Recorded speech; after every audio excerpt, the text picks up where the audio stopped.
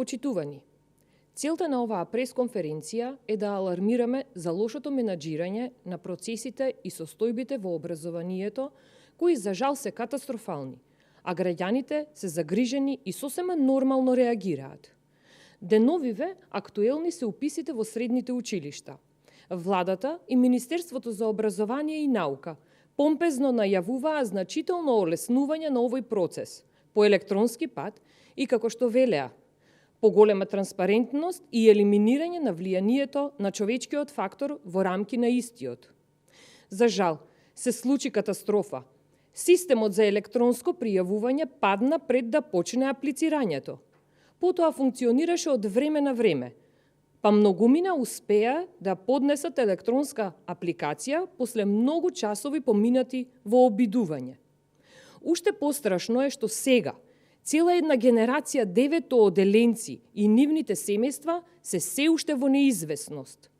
Резултатите кои требаше да бидат објавени, како што најави и самиот министер за образование и наука на 18 јуни, се уште не се објавени. Децата не знаат дали се примени во училиштата, каде што аплицирале, а веќе, утре, согласно информациите во конкурсот, треба да започне новото пријавување. Дали поради ова доцнење, многу ученици ќе бидат оштетени?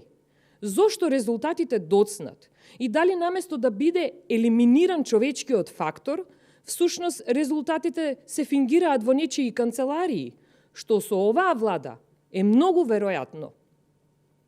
Кога јавноста ќе дознае во кои училишта се преостанати слободни места, ако веќе од утре започнува второто пријавување? Почитувани, ако оваа влада не е способна да спроведе рутински процес, уписи во средно образование кои никогаш во минатото не представувале проблем, се поставува прашањето дали може да ја промени катастрофалната состојба во образованието, која неспособните кадри на коалицијата на власт сами ја создадоа и ни предизвикаа огромни срамови во меѓународната јавност. Одговорот е јасен. Ниту размислуваат, ниту имаат капацитет за поквалитетен образовен систем. За 5 години се сменија 4 министри и секој си тераше своја политика и своји интереси. Ниту план, ниту долгорочна стратегија, ниту континуитет. Затоа денес образованието е каша попара, а институциите не можат да им гарантираат на граѓаните ниту остварување на основните, уставно загарантирани права. Нема учебници, нема свидетелства. Училиштата должат за струја, за парно, за вода. Наставниците протестираа за повисоки плати и подостојни услови за работа. Паѓа рейтингот на високообразовните установи. Научениците немаат поддршка за проекти и истражувања. Ова е премногу. Време е за промени и тоа граѓаните го побараа во саботата.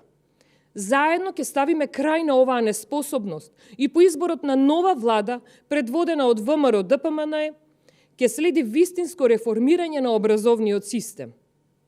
Во меѓувреме, владата и Министерството за образование и наука да одговорат на прашањата кои им ги поставивме. Ви благодарам.